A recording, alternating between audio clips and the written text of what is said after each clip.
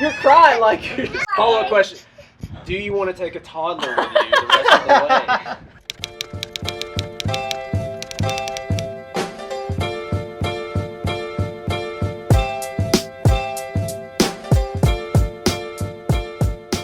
Staying in the Walmart parking lot wasn't too bad. I'm tempted to go grab some donuts. I know that they, don't ask me how to know this, but I know they put the donuts out at 7 a.m. We feel like Walmart is one of the safer places to stay overnight. They've got it's really well lit. They usually even got some sort of a security car driving around at night. It's really good for like if you're passing through and you just, you don't want to mess with setting up camp for one night. One thing you want to make sure you do if you're looking to buy an RV, you want to see what it looks like when it's slid in, because our fifth wheel, when it was slid in, you couldn't even get to the back. The kitchen counter, you had to climb over it to get to the back area. It wasn't well thought out at all. It was great when it was slid out, but slid in, just not functional. So it's something to pay attention to, especially if you're buying a motorhome. I mean, obviously you want to check. I've heard of people, motorhomes where you can't get the refrigerator open, or you can't, you can barely get to the back. I mean, ours is tight, but at least we can get to the back. We can access things. The bikes are here. Everything looks good on the RV. I'm probably gonna go get those donuts. I need you to talk me out of donuts. Where are you going to get donuts? Walmart. They're fresh, 7 a.m. This is your chance. Do they have coffee? Yeah, they have coffee. I don't know if they do or not. They might. Then I might not talk you They out. have a Subway. I don't know if it opens early. They would have coffee. I would love some coffee. That means you really want the donuts. You're just using the coffee as an excuse, but okay. Kind of. It's kind of my crutch. All right. I'll see what I can find. Uh-oh. She's not gonna be happy about that. I don't know if I can find hot coffee anywhere else at Walmart.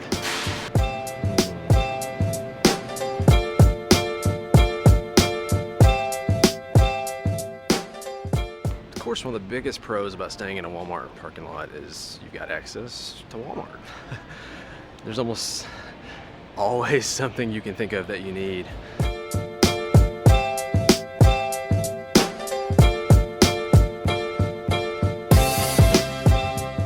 It's 8:30 a.m. I've been up since 5. And Marissa was, I don't know, maybe 6:30, 7, something like that. She's fallen asleep since I went and got the donuts. Just kind of sitting here waiting for everybody to wake up. I really wish I would never do this, but I wish I could just hop in that seat and start driving. Hey, Hensley. How's that breakfast dog?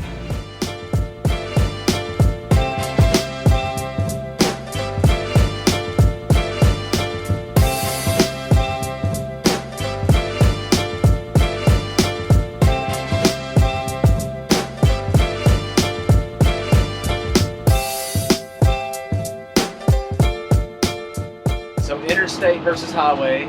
We do both. Obviously you can't get everywhere in an interstate, and we don't really try to take highways, but if it's going to be considerably faster, we'll get on one. The bad thing about highways are, especially for us, we don't have any sort of shoulder a lot of times for us to pull off to the side if something goes wrong with the rig.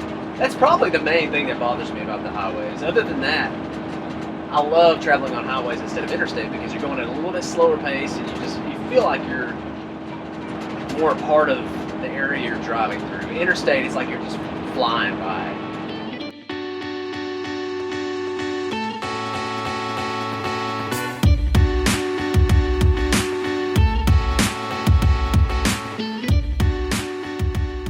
We finally found a place to pull over. That's another disadvantage of highways. It's harder to find a place to pull over with something this size. Another thing about highways, gas stations, we can go 500 miles without filling up, and we were about probably 350 left when we started on this highway, so I think we'll be okay. We'll get off of it okay, but you gotta be aware of that. I mean, I don't know, looks like there's gonna be about a 100-mile stretch at least with no gas, so you never know. Boom, boom, boom. So this is Chris. We ran into him just on the road. I'm donating my proceeds to the Anxiety and Depression Association of America. I started in Newport, North Carolina, and I'm walking to Newport, Oregon. It's going to be close to 3,700 miles. I just passed my halfway point this morning or last night, and Yeah, today's day 120. So. That's awesome. So you're halfway. You gonna jog the second half, or? No. I mean, I do jog from time to time. That's awesome. Yeah. You're walking, 2/3 of the year, right? I mean, that's crazy. Yeah, it's gonna take a little over 200 days, close to 7 months. Follow-up question: do you want to take a toddler with you the rest of the way? I might have some room. It's very convenient. You've got a stroller that is perfect. What do you think, Hensley? No! I don't know if she wants to go to Oregon or not. I've got a blog. It's odysseywest.us, and you can follow me on Instagram and Twitter at odyssey_west. And yeah, I have a GoFundMe.com page, Odyssey-West. Definitely check out his website. I'll put a link to it in the description as well. And man, just awesome cause. It's awesome to run into you, and I really just wish you the best on the rest of your walk. Slash run. Thank you. And if you change your mind on the toddler, let me know. I almost picked up a dog, but oh yeah, that's another story. That was really cool getting to spend some time with Chris. He's doing something amazing just for a good cause and raising awareness, and just I think it's cool that he's just doing something that he loves.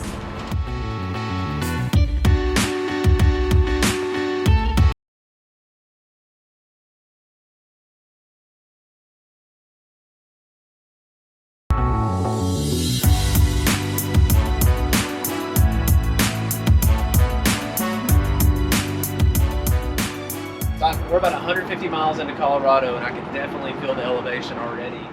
We're at about 4,300 feet, somewhere around there. And another thing that I didn't really expect, I just expected, I guess, to be flat until you got to the mountains, and it just kind of, elevation hit. But it's more of a gradual incline, which also means because it's windy and it's a gradual incline, the mileage has been pretty bad. You ready to go outside, Hensley? Hensley's insisted she wants to go outside. It's a good thing that it's only 113 degrees out there. Do you know what's waiting for you, Hensley?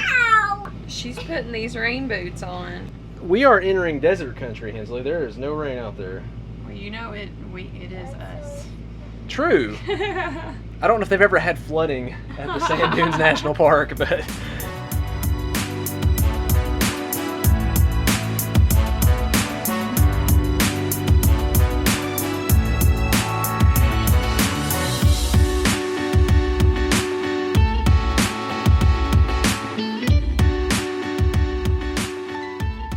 These mountains are definitely the real deal.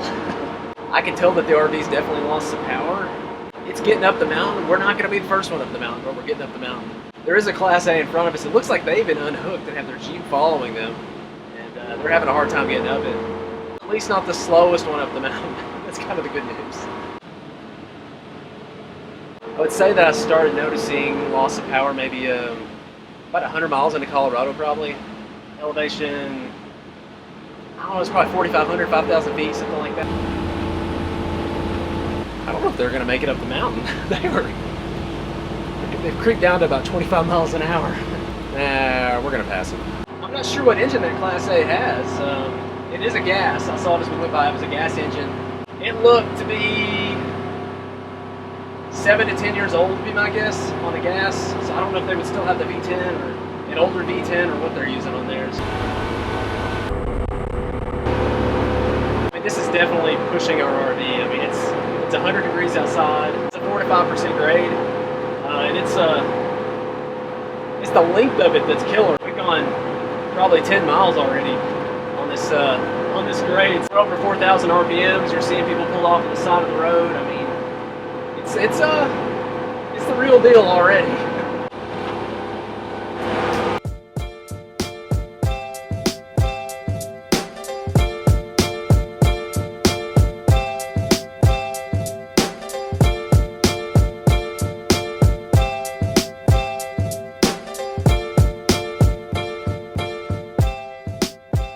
So we've made it to the sand dunes. This place is awesome. We're surrounded, just totally surrounded by mountains. You can see the sand dunes from our site. I think Nathan and I decided we were going to move to Colorado It's, for a couple different reasons. One, it's absolutely beautiful. Like, you can't even describe it. It's way more beautiful than I had even imagined. And number two, why we're never going to leave is because it was such a long drive out here. I think we're just going to stay. well worth it though. Oh, definitely worth it. Yeah, we want to put the focus on things that are farther away from Tennessee rather than, you know, things that are a little bit closer. You know, we can feel like we can drive to those anytime really. As far as the RV, it did pretty good. We're at 7,000 feet right now, so I know we hit 9,000 feet, you know, coming into when we hit the peaks in the mountains before we came to the valley. Not as good as a diesel would have done, I'm sure, but it got us here. So we're gonna call it a night, and we'll just see what tomorrow has in store for us.